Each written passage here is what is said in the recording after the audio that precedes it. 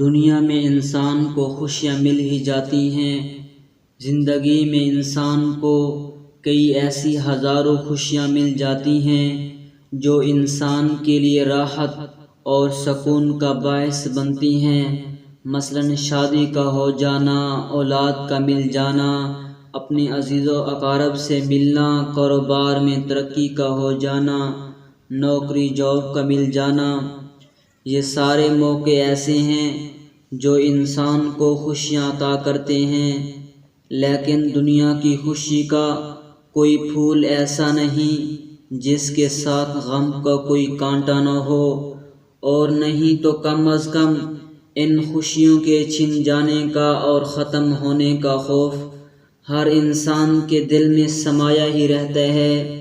مثلاً کسی نے شادی کی، اول تو شادی کے اخراجات ہی انسان کی کمر توڑ دیتے ہیں، پھر ہو سکتا ہے کہ میاں بیوی کا مزاج مختلف ہو اور میاں بیوی کے درمیان محبت ہی قائم نہ ہو پا سکے، یا دونوں خاندان میں ان بن ہو جائے۔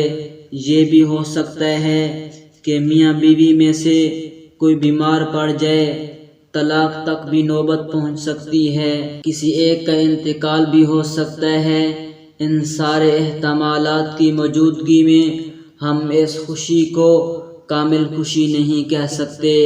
پھر ایک دوسرا پہلو بھی سامنے رکھیں، وہ یہ کہ انسان دنیا میں جو کچھ حاصل کرتا ہے اس کے لیے سر توڑ محنت کرتا ہے، پسینہ بہاتا ہے، راتوں کو جاگتا ہے، کسی سے جھڑکی، کسی سے گالی سنتا ہے، تب جا کر وہ کھانے پینے اور پہننے اور اوڑھنے کی کوئی نعمت حاصل کر پاتا ہے۔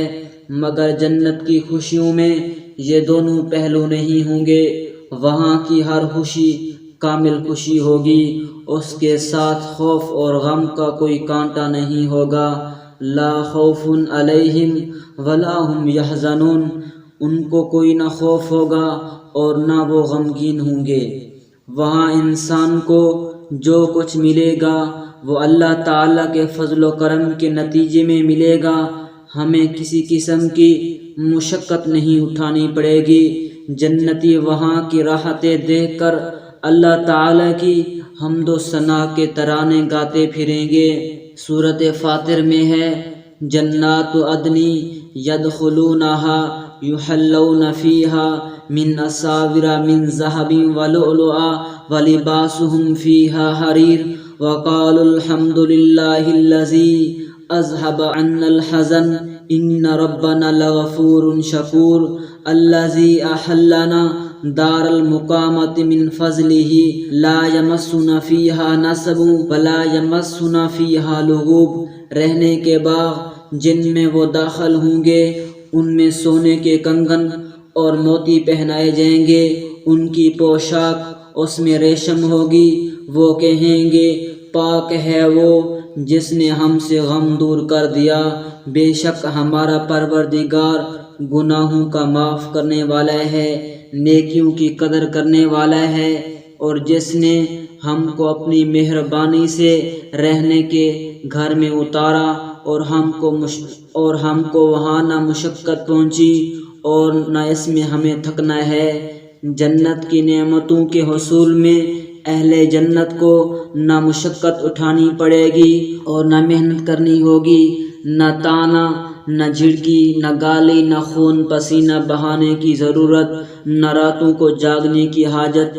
وہ نعمتیں زحمت اور نجاست کے پہلو سے پاک ہوں گی۔ یہاں یہ حال ہے کہ اچھے سے اچھا خوشبودار مشروب پیا مگر پیٹ سے بدبودار پیشاب بن کر نکلتا ہے۔